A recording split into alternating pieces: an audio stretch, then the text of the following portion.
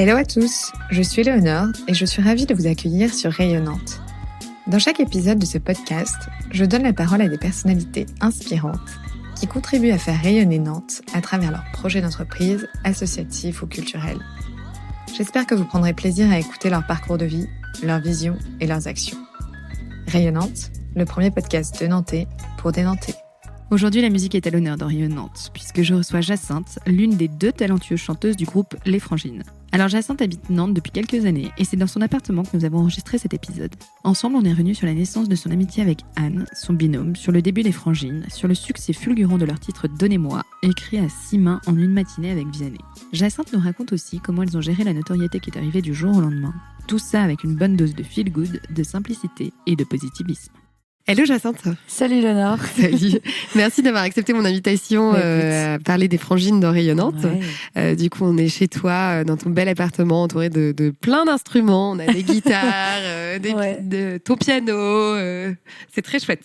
Bon, Ambiance musicale.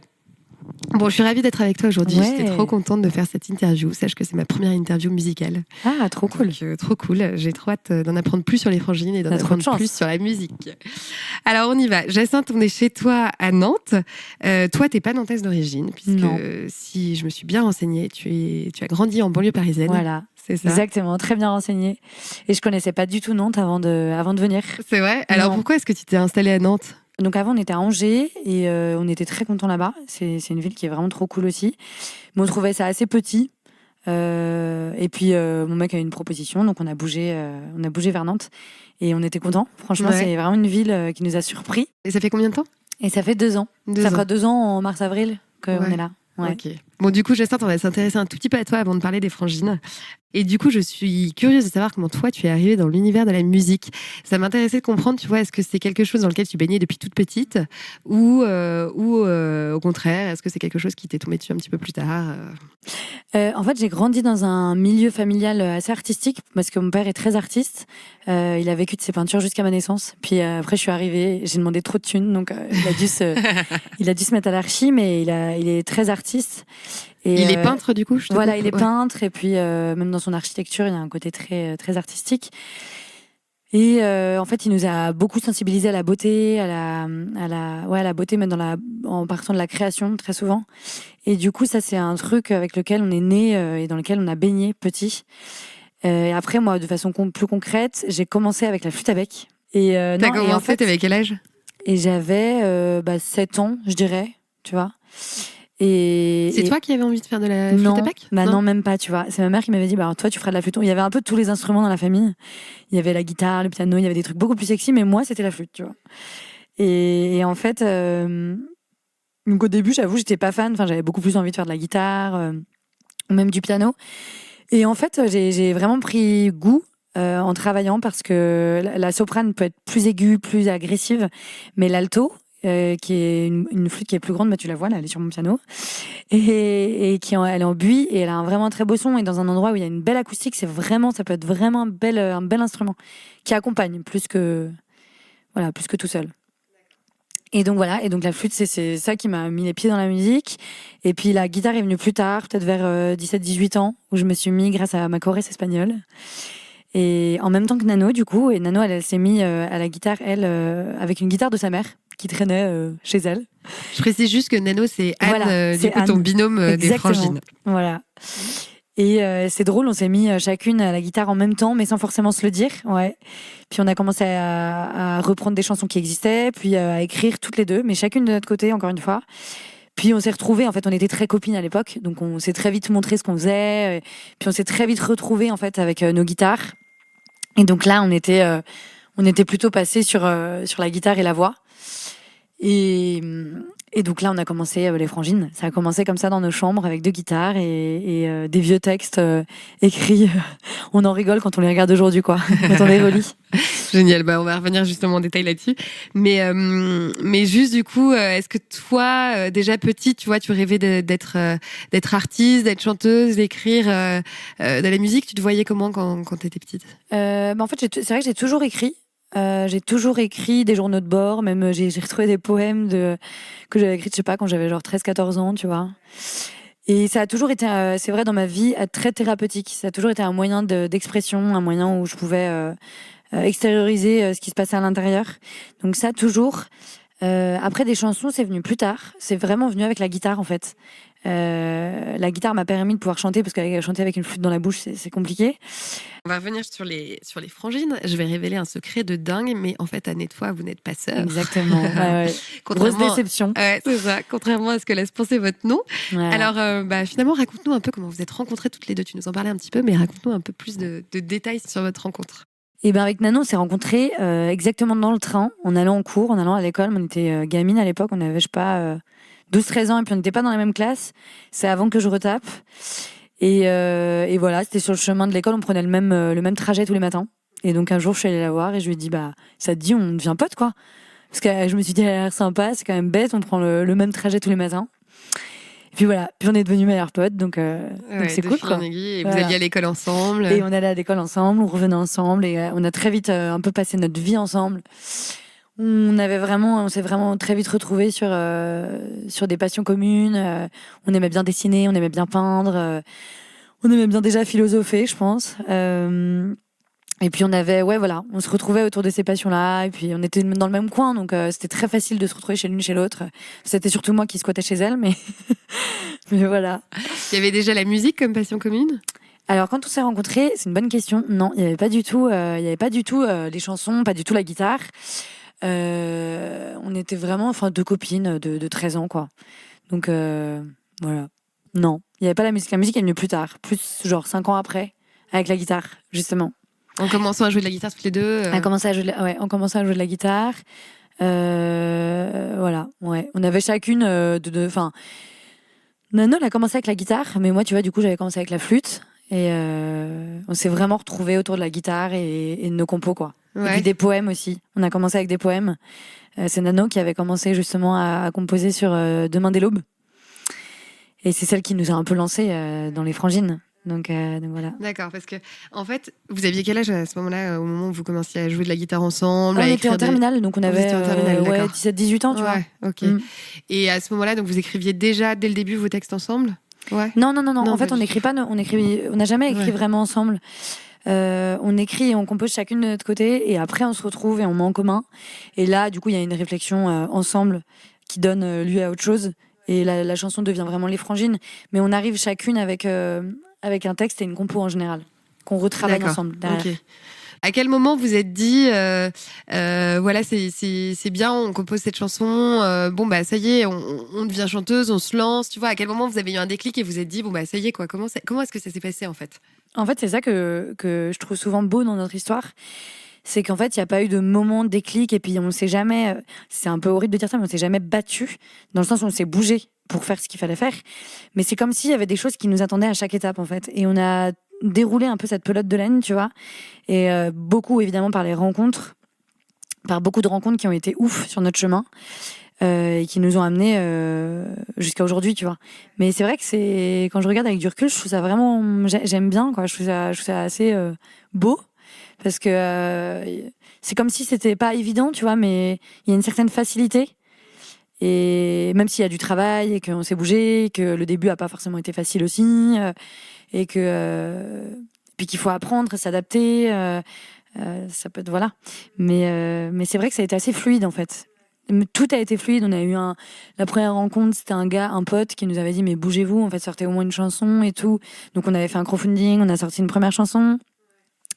Notre producteur qu'on a rencontré 2 ans après, c'est lui qui est venu vers nous. Bon, on s'était donné les moyens, on s'était donné un mi-temps sur une année, en se disant, bon allez, on se bouge, et on fait tout pour voir si ça peut prendre, et puis si ça prend, tant mieux, et puis ça prend pas, c'est que c'est pas ça, quoi. Ça, c'était la première année, l'année où vous avez lancé votre campagne de crowdfunding? C'était juste après, c'était vraiment 1 an après, quoi. Quand on a vu l'engouement qu'il pouvait y avoir autour du projet et tout, on s'est dit, ok, il y a un truc, bon go, on se bouge. Parce que du coup, votre campagne de crowdfunding, elle a servi à quoi? Donc c'était en fait une campagne Ulule, et c'était pour l'enregistrement de Demain dès l'aube et le clip de Demain dès l'aube, voilà, qu'on a fait un peu homemade, et c'était trop cool. C'était vraiment le début, quoi. C'était la première fois qu'on sortait une vidéo sur YouTube. Et ça a tout de suite bien pris? Et ça a tout de suite vachement bien pris. Je me souviens, le lendemain, il y avait genre 5000 vues. Et on était en mode, waouh, 5000 vues, on avait l'impression d'être, ça y est, c'était international, on était hyper connus, quoi. Alors que vous n'aviez fait aucune communication sur le sujet ? Et non, pas trop, ouais. Franchement, on avait surtout, on avait sorti la chanson, on l'a mis sur notre page Facebook, on avait monté la page Facebook en même temps. Et c'est vrai qu'il y a eu on a eu un vrai soutien qui nous a vraiment lancé dans les Frangines, quoi. Parce que du coup, on s'est dit, ok, il y a des gens qui croient en nous. Ça nous a donné confiance, quoi. Parce que sinon, à la base, nous faisait vraiment ça comme ça, quoi. On s'était pas projeté du tout, quoi. Et dès le début, vous avez pensé à vous appeler les Frangines ? Alors, on a erré, tu vois, dans différents noms. Et que je ne dirai pas, parce que tellement c'est la honte. Par contre, ça vient d'un Erasmus qu'on a fait ensemble en Espagne, et on nous appelait las hermanas, qui veut dire les sœurs, et du coup, qui sont devenues les Frangines. Pourquoi ? Parce que vous vous ressemblez pas tellement physiquement, Non. quand même, non ? Non, c'est vrai qu'on se ressemble pas, mais en fait, les Frangines, du fait qu'on se retrouve sur, voilà, c'est les passions communes dont je te parlais tout à l'heure, et sur cette amitié, tu vois, qui est très proche, qui a mûri aujourd'hui, donc qui est d'autant plus belle. Mais voilà, c'est surtout par cette amitié, en fait. Puis on a grandi ensemble, mine de rien, on se connaît depuis maintenant, ça fait 15 ans. Donc c'est vrai que c'est marrant. On s'est connus, on était au collège, quoi. Tu vois ? Ouais. Donc, C'est sympa. Une histoire de passion commune qui en fait se transforme en success story. Exactement. Parce que du coup, on reprend un peu toute l'histoire du début des Frangines. Donc tu me disais, il y avait eu cette campagne de crowdfunding, vous avez lancé votre premier titre, premier clip vidéo, la bim, des milliers de vues tout de suite. Donc là, finalement, ça a été un peu le début de la carrière des Frangines, quoi. Ça a été un peu... Bah oui, c'est ça. C'était surtout, c'est le début des Frangines dans le sens où c'était la première fois qu'on s'exposait, la première fois qu'on donnait quelque chose au public, donc qu'on en attendait aussi quelque chose, un retour, négatif ou positif, mais en tout cas. C'est le moment où ton œuvre, entre guillemets, ne t'appartient plus vraiment. Ne t'appartient plus vraiment, quoi. Et donc, c'était le début, ouais. C'était vraiment le début. Ouais. Et donc, après, tu rencontres ton producteur. Enfin, vous voilà, rencontrez on votre. On le rencontre. Il vient, en fait, il nous envoie un mail. Il nous avait repéré sur iTunes à un moment où notre EP, parce qu'on a sorti un EP toutes les deux en mode, comment on dit, indépendante, quoi. Ouais. Alors, je vais te poser une question bateau. Oui. Ça veut dire quoi, EP ? Oui, non, c'est normal. Je sais même pas. Attends, je saurais même pas te dire. C'est les initiales, mais en gros, c'est 5 titres. 5 titres qu'on avait sortis donc nous-mêmes et qui sont devenus un EP. Ça fait un EP qui est sorti sur toutes les plateformes digitales. Et en fait, c'est comme ça qu'un jour, il est remonté. Sur iTunes, et Seb, qui est notre producteur, nous a repérés parce qu'on était remonté dans les ventes, c'est ça, et il nous a envoyé un mail et on a cru vraiment que c'était une blague, puis on l'a rencontré, puis le feeling est passé assez directement, très très vite, et du coup on a signé dans la foulée, quoi. Vraiment. Et là, on était en quelle année à ce moment-là ? 2017. 2017. Ouais, 2017. Sachant que Demain des Loups, vous l'avez sorti en quelle année ? Sachant que Demain des Loups, on l'avait sorti alors là tu me poses des cols, je dirais, je sais pas, genre 2015. Tu vois. Donc à peu près 2 ans avant. Ouais, c'est ça, 2 ans avant. Ouais, 2 ans avant. C'est ça d'ailleurs, je pense. Ouais. Et donc là, vous signez. Qu'est-ce que ça change en fait, vous, dans votre musique, dans votre carrière ? Tu vois, qu'est-ce que ça a changé ? C'est vrai que le fait de signer avec Joe & Co, du coup, qui est notre maison de disques, ça nous a projeté directement dans une autre dimension.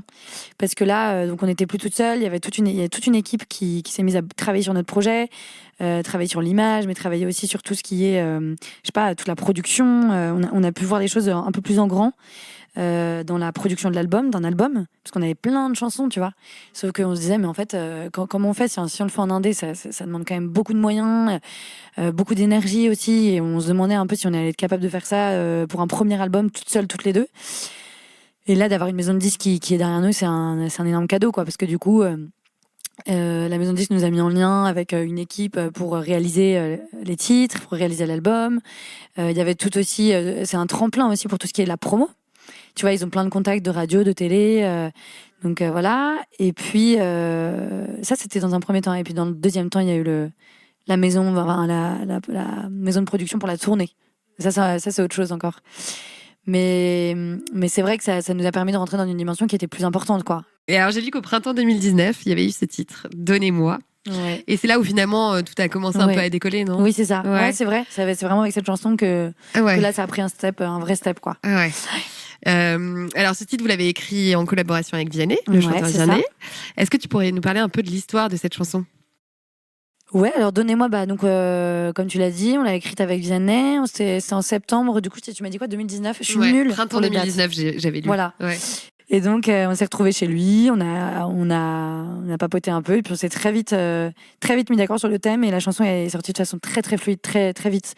Autant les paroles que la compo, c'est marrant. Et puis même la réal, c'est Vianney qui l'avait fait, et le soir la chanson était faite, quoi. Ça a été vraiment très rapide.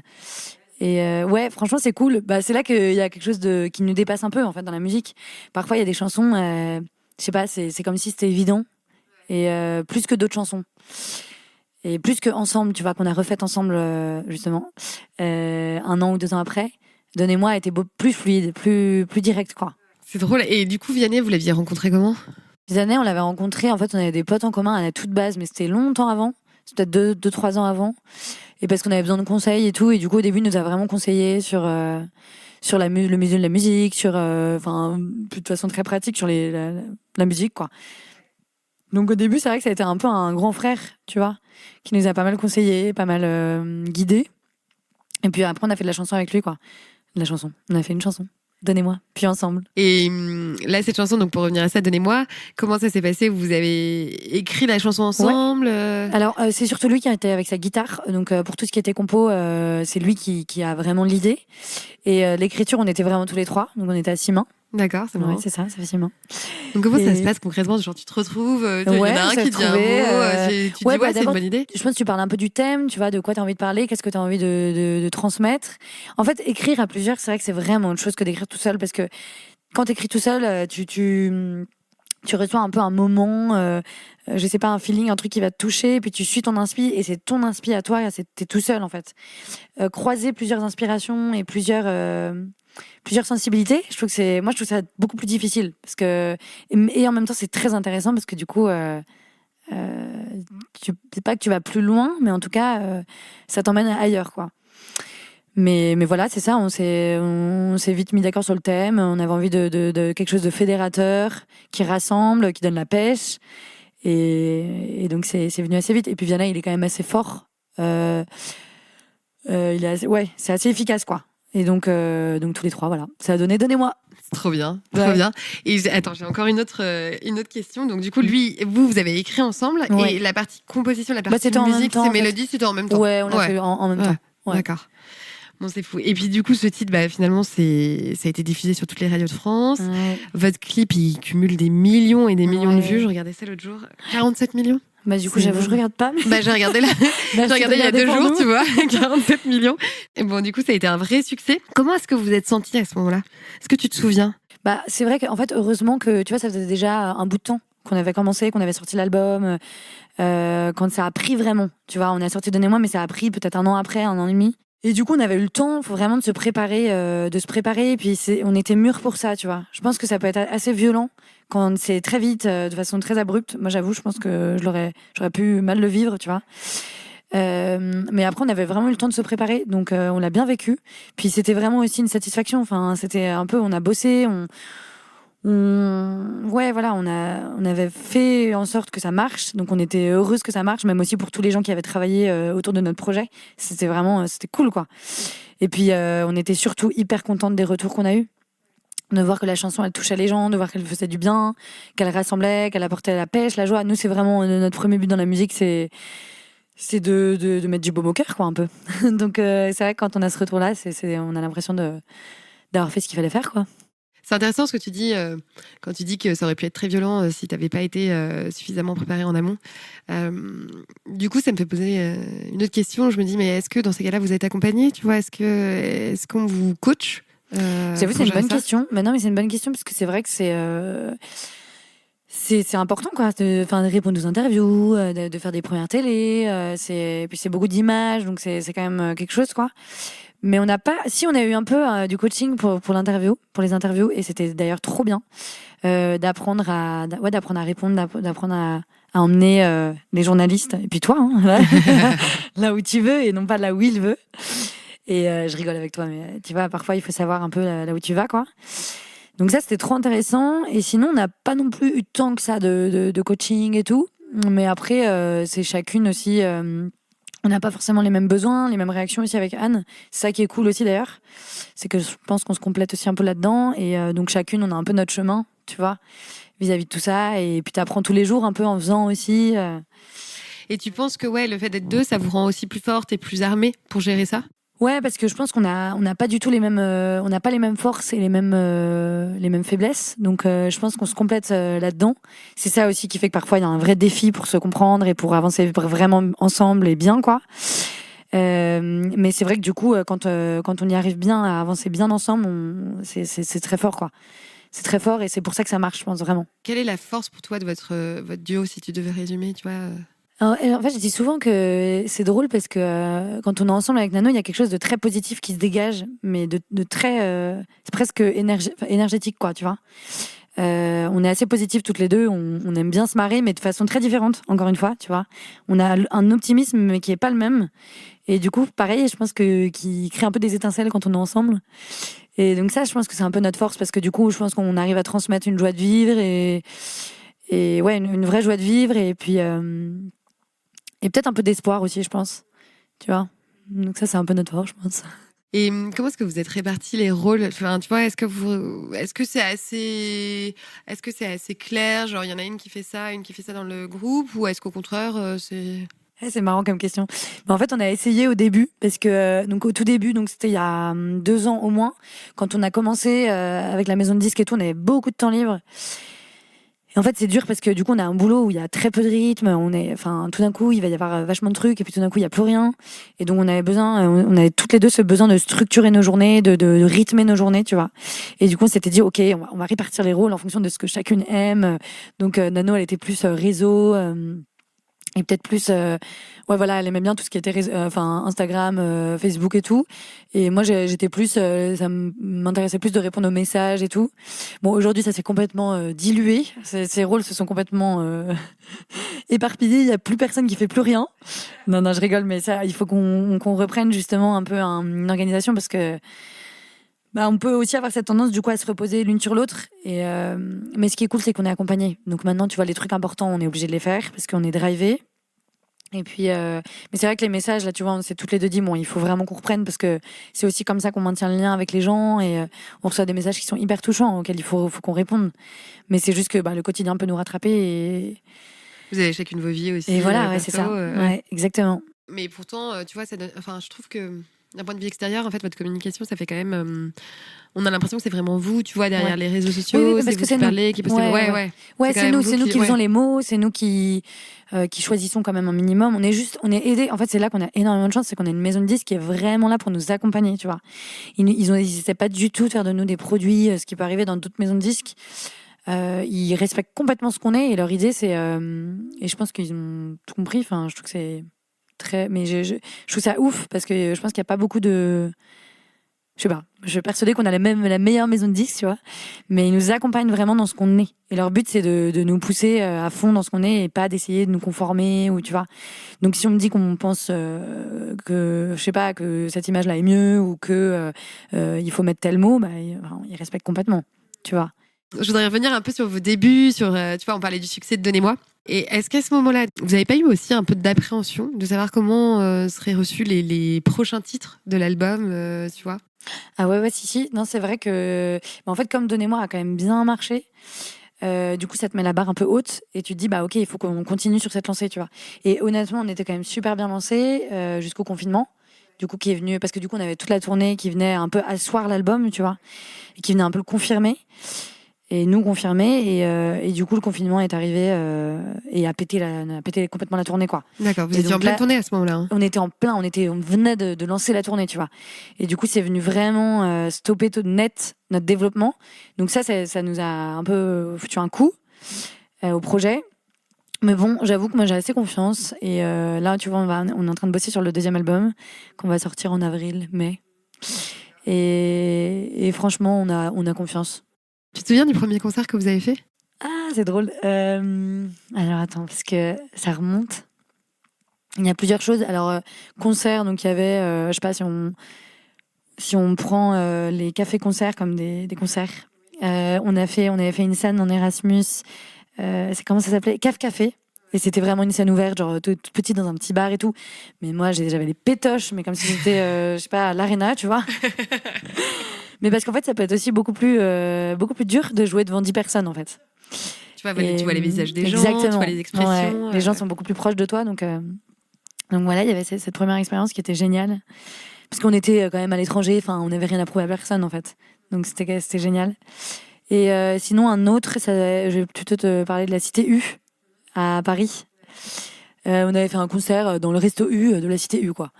Et pareil, on était hyper stressés. Et on avait fait ça avec un pote qu'on avait rencontré sur les chemins de Saint-Jacques. Un mec avec qui on avait 3 crochets et qui faisait de la zik et qui était trop sympa, Aurélien. Et du coup, il nous avait... Enfin, voilà, c'est encore une rencontre, tu vois, qui a été ouf. Et qui nous a bien fait avancer aussi, bien fait avancer dans la musique. Est-ce que vous en étiez où à ce moment-là dans votre parcours On était vraiment au tout début, mais si tu veux, c'était au moment où on allait chanter dans la rue aussi. En fait, pour nous, c'était déjà expérimenter de chanter devant des gens, tu vois. Puis de croire aussi peut-être dans nos chansons et de croire dans le fait de chanter, tout simplement. Parce que je pense qu'au début, on avait quand même très peu confiance en nous, tu vois. Et c'est pas toujours facile, tu vois, de se sentir légitime. Tu vois, quand tu chantes pas depuis que t'as 7 ans, tu vois. Mais ça nous a vachement appris. Tu disais que vous aviez chanté dans la rue ? Ouais, on a pas mal chanté. Alors ça, on a pas mal fait. C'est la galère. On prenait une espèce de chariot sur lequel on mettait une baffe. On s'était acheté une baffe qui, je sais même pas où elle est, quoi. On avait mis toutes nos économies dans une espèce de baffe Marshall, tu vois. Puis on allait à Montmartre. On avait fait Saint-Michel aussi, puis on allait quémander dans les bars. Est-ce qu'on peut brancher notre prise Bref, c'était un peu de négociation. Et puis après, on chantait voilà, dans la rue.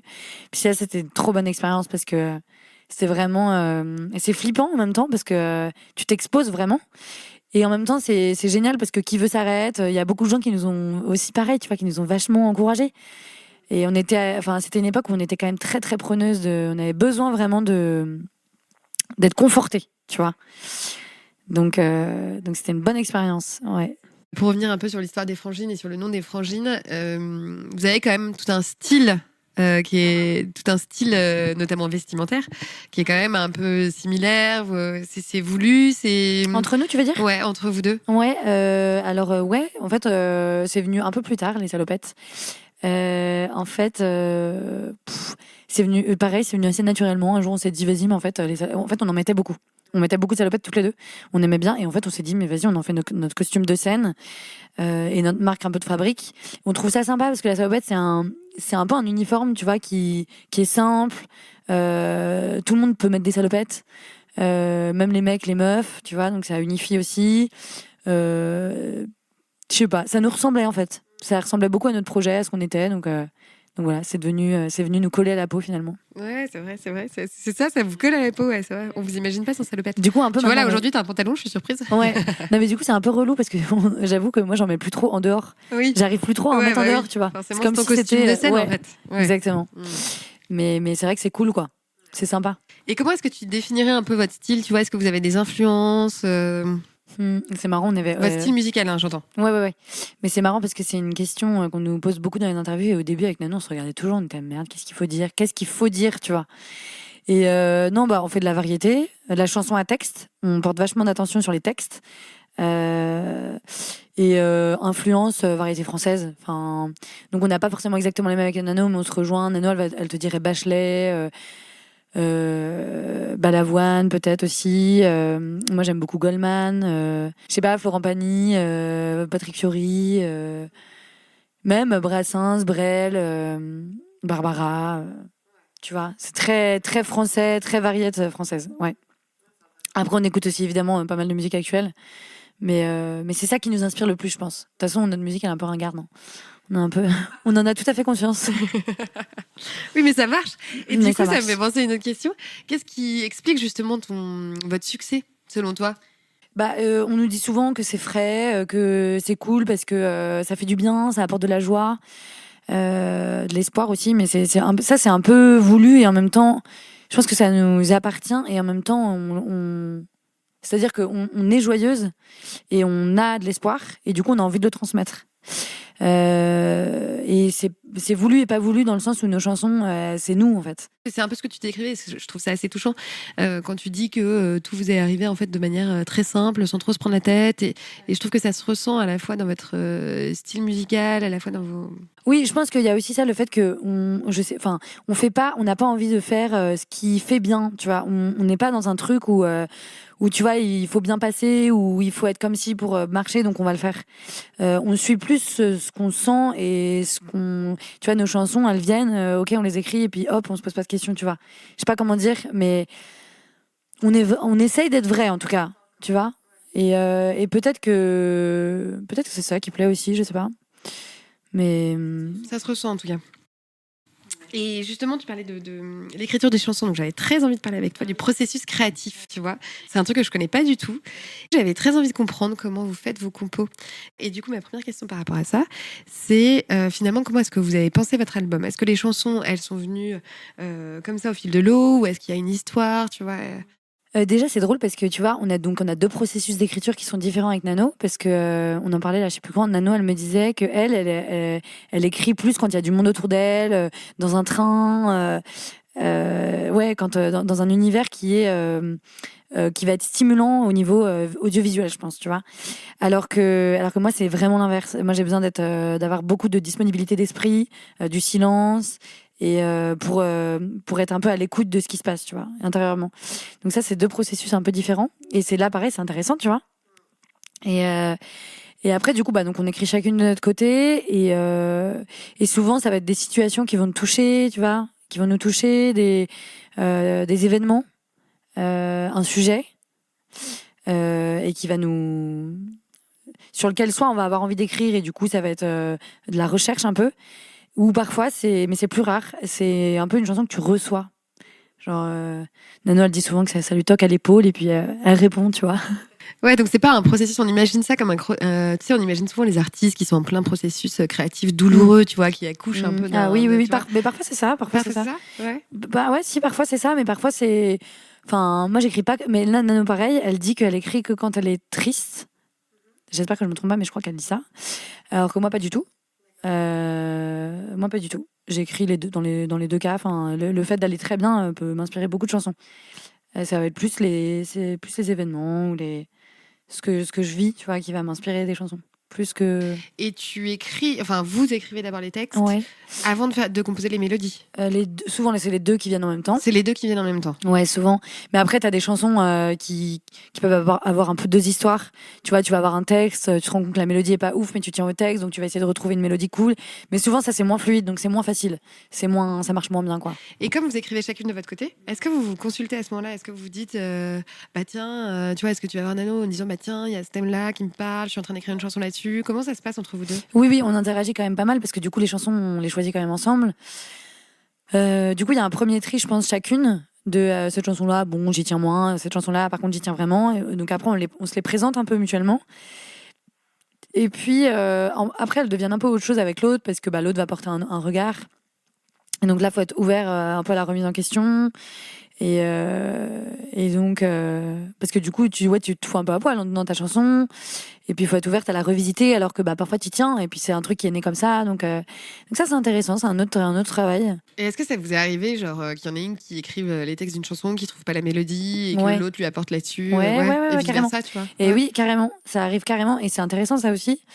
Ouais, c'est pas la majeure partie du temps, on fait pas ça. Mais ça arrive de temps en temps, ouais. Et c'est cool. C'est clair. Ça montre que vous êtes un vrai duo, quoi. Je te demandais si, en écoutant des chansons par exemple, de l'album qui est passé, est-ce qu'on retrouve, tu vois, la patte Jacinthe et la patte Nano Est-ce qu'il y a sur une chanson, par exemple Je sais pas. Je pense qu'on se complète dans les compos. Ça, c'est trop cool parce que, comme on est deux personnes différentes, donc nous, enfin, tu peux vite tourner dans les mêmes mélos ou dans le même thème ou le même genre. Et comme on est deux, ça c'est trop cool parce que ça permet un peu de varier, tu vois. Donc je pense peut-être qu'on les identifie, mais parfois les gens ils essaient de deviner et en fait ils se plantent. Donc finalement, tu vois, c'est cool. Ça devient les frangines vraiment, tu vois. Et toi, t'as une chanson préférée sur l'album passé ? Ouais, il y en a que je préfère à d'autres.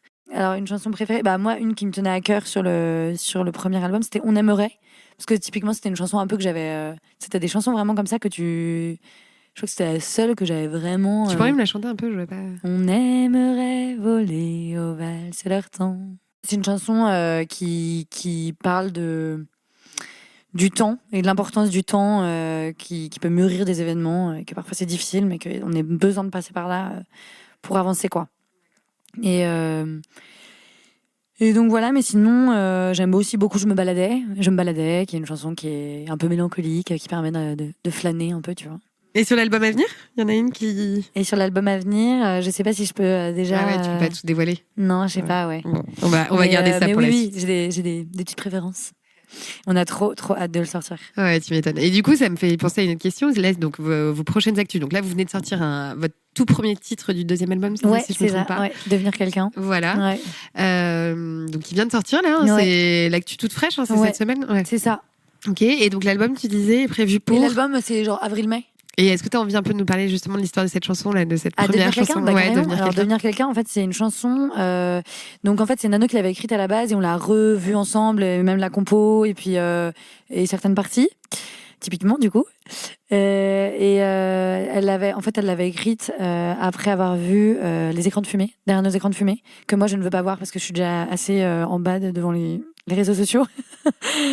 Et c'est vrai que c'est cool parce qu'on était contente de la sortir parce qu'on avait envie de. C'était une occasion d'en parler, de parler de. En fait, on est trop triste parfois de voir que les réseaux sociaux prennent autant de place, que ça a pris autant de place pendant les confinements.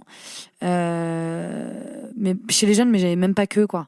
Et de voir à quel point ça peut déformer notre vision des choses, notre regard et sur la vie, et sur la nature, et sur la réalité, en fait.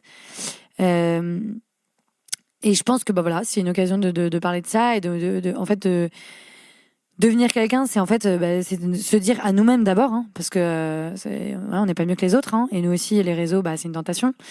Mais de se dire, et c'est bien, hein, on n'est pas en train de dire que les réseaux c'est trop nul, mais de savoir bien les utiliser, parce que ça peut quand même nous empêcher de devenir nous-mêmes, à vouloir se conformer à ce qu'on voit, à vouloir être filtré, à vouloir se présenter sous son meilleur jour avec la meilleure life possible. Voilà, on est dans l'image et on n'est plus dans l'être, quoi. Et ça, c'est trop dommage, quoi. Et je pense que ça rend pas heureux.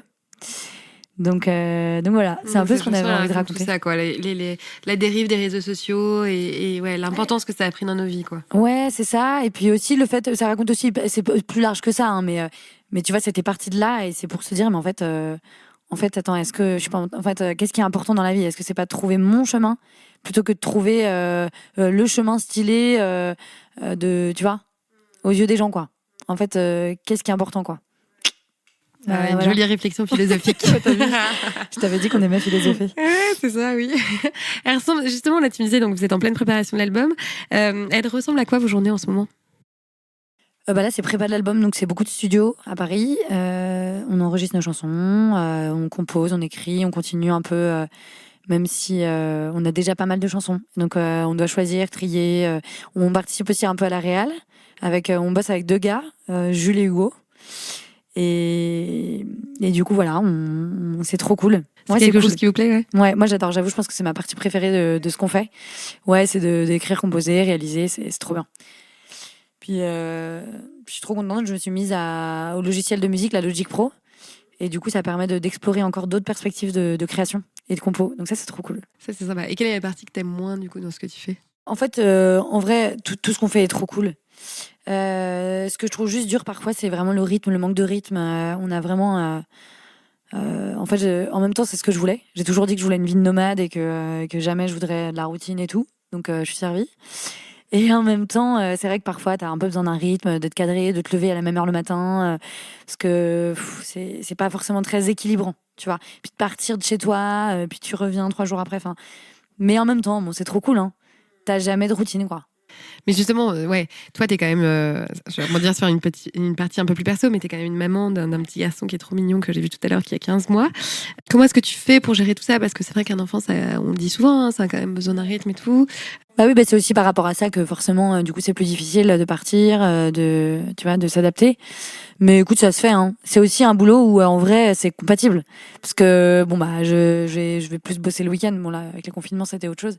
Mais tu vois, je vais bosser le week-end. Donc, en fait, ça le fait aussi. En soi, je peux l'emmener. Si j'ai une galère, je peux l'emmener avec moi.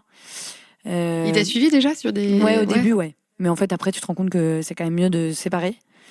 Donc aujourd'hui, c'est plus du tout le cas. Mais après, comme dans tout boulot, enfin, toutes les nanas qui bossent, parce que c'est souvent sur la nana que repose la charge mentale, hein. Toutes les nanas qui bossent, moi, à chaque fois, je me dis, mais punaise, c'est quand même, c'est courageux, quoi. Parce que de gérer plusieurs emplois du temps en même temps, c'est. Puis encore une fois, je suis assez bien accompagnée, donc c'est cool. Ouais, tu parlais de confinement, de crise, et du coup, ça m'intéressait un peu d'avoir ta vision, enfin votre vision même à toutes les deux. Je pense que vous devez échanger là-dessus avec Nano sur finalement quel sera demain votre métier. Tu vois, est-ce que tu penses que vous allez pouvoir remonter sur une scène comme avant, tu vois, être au contact du public comme avant, ou est-ce que finalement tout ça va changer, et si oui, comment, tu vois, quelle est un peu votre perception de tout ça, tu vois? Mais en fait, on nage mais totalement dans le flou, quoi. C'est hyper flou, même si on parle de vaccins, machin. Aujourd'hui, on a trop du mal à se projeter. Enfin, on a trop du mal à croire qu'on va remonter sur scène. Donc, on se projette plus trop, parce que ça sert à rien. Et tu vois, là, on est vraiment sur la sortie du deuxième album. On est trop contente des chansons qu'on a écrites. Et voilà, on est plus là-dessus. Et puis, on verra s'il y a une tournée ou pas, tu vois. On imagine plein de trucs, mais on verra, quoi. Attends, j'ai une autre question qui me vient en tête par rapport justement à ce deuxième album dont tu me parlais. À un moment, tu disais, ouais, tu vois, on est arrivé avec plein de chansons et puis on en a choisi quelques-unes. Qu'est-ce qui fait que tu choisis une chanson versus une autre? C'est difficile, hein, le choix des chansons, c'est toujours, c'est un peu galère en vrai, parce qu'on en a plein et qu'on a envie évidemment de toutes les mettre, sauf que ça marche pas. Le format album, c'est pas non plus énorme, quoi, parce qu'à nous deux, on a vraiment vraiment beaucoup de compos, quoi. Et du coup, déjà, on se croise toutes les deux. Tu vas voir quelle est la chanson qui nous parle à toutes les deux. Puis de toute façon, on a aussi l'avis de notre producteur, tu vois, qui va avoir le regard peut-être plus extérieur. Donc voilà, c'est une discussion, quoi. Ouais. Mais bon, d'accord. en général, ça se fait bien. Ouais, c'est vrai. Donc c'est cool. Ouais. Et vous êtes limité en termes de. Bah oui, parce ouais. que tu vois, un album, je sais pas, ça tourne autour de 12 chansons. D'accord. Ah Donc, ouais, c'est quand même serré, quoi. Ouais. Et sachant que l'album, je sais pas, tu le sors, il y a eu 2 ans avant de vide, Ouais. entre guillemets, Ouais. avant l'album Ouais, parce qu'il y a précédent. eu toute la promotion des titres avant. Et, ouais. T'entends. Déjà, le premier album, on avait, je sais pas, on avait mis quoi, 15 chansons, alors qu'on en avait, mais je sais pas, genre 80, tu vois. Donc, Mais c'est pas trop frustrant de laisser ces. si, ces et en chansons même de temps, côté ouais. et en même temps, ce que j'aime bien aussi me dire, c'est que, en fait, les chansons, on n'est pas là pour, je sais pas comment dire, pour rentabiliser, tu vois. Je me dis, une chanson, en fait, sa valeur première, c'est celle c'est la raison pour laquelle elle a été écrite, et pas le fait qu'elle soit connue ou je sais pas quoi. Mais oui, en vrai, t'as trop envie forcément de. Ouais, et moi je sais pas, j'aurais la frustration de me dire, mais peut-être que celle-là, ça aurait pu être un titre Ouais. de dingue. Non, tu vois parce que en général, quand on y croit un minimum, on la maquette, et puis on voit ce que ça donne, et puis on se dit non, mais ou alors ah ouais, grave. Je vais terminer du coup le podcast par des petites questions sur Nantes. J'aime bien poser ce genre de questions à mes invités. Qu'est-ce que t'évoques la ville de Nantes? C'est horrible ce que je veux dire. De la pluie. C'est horrible de dire ça. Mais c'est vrai que non, mais en plus j'exagère parce que non, mais c'est vrai qu'il flotte souvent. Ouais. Mais il y a aussi, Moins cette année, il y a quand aussi même, non des bons rayons de soleil. Donc c'est pas sympa. Non, il fait beau. En Bretagne, il fait toujours beau. Non, mais en plus, est-ce que c'est de la Bretagne, est-ce que c'est pas de la Bretagne? J'ai compris qu'en arrivant à Nantes, qu'il y avait un vrai débat. Moi, ce que j'aime bien, c'est m'évader en dehors de Nantes. Dans les alentours, il y a quand même des régions, des coins sympas, genre la Chapelle-sur-Erdre, Saint-Philibert. Donc voilà, on a un peu découvert ce coin-là et j'ai trouvé ça cool. C'est beau, ça fait du bien. La nature. Et puis à Nantes, moi j'aime bien les bords de Loire. J'adore. Ouais. Et est-ce que tu as des bonnes adresses à nous partager, des bonnes adresses de boutiques, de restos, de cafés? Bon, les restos, les cafés, c'est un ouais. peu triste, mais là vraiment c'est voilà. Si on avait été un truc sympa au Champ d'Avril, D'accord. c'est sympa. C'est un gastro qui est sympa. Voilà, on n'y va pas souvent dans les gastros, mais c'est un truc qu'on a fait qui était cool. C'est pas non plus trop cher. Tu bouffes bien pour pas trop cher, donc c'est cool. Et sinon, en fait, je retiens pas les noms des restos. Il y en a un autre qu'on avait fait qui était un espèce de resto brocante dans le centre, trop sympa. Trop sympa. Et c'est con, j'ai pas le nom. Et sinon, niveau musique, il y a des trucs cool aussi. Nous, on avait joué au Ferrailleur et on avait joué au Stéréolux. Franchement, c'était sympa. C'était des salles trop sympas. C'était cool. Et Tu vois des différences entre un public nantais versus un public parisien, par exemple, ou un public dans d'autres... ouais, parfois tu vois des différences. Ah ouais? Oui, c'est pas... Ouais, même... ouais, ça dépend où tu vas. Et puis ça dépend aussi beaucoup de la taille des salles, le feeling, tu vois. Mais non, c'était sympa, franchement. On va s'arrêter là. Merci Jacinthe et à très bientôt. Merci pour votre écoute. J'espère que notre discussion vous a inspiré. Si c'est le cas, je compte sur vous pour en parler autour de vous. Si vous souhaitez soutenir le podcast, sachez que vous pouvez le faire en laissant un petit commentaire et 5 étoiles sur Apple Podcast. Cela m'aide énormément. Et puis pour suivre l'actualité de Rayonnante et me contacter, je vous donne rendez-vous sur le compte Instagram, Facebook et Twitter du podcast En attendant, je vous souhaite une très belle journée et je vous retrouve dans 15 jours pour un nouvel épisode avec Pierre-Antoine Arlot de la maison Arlot Cheng. Bonne journée.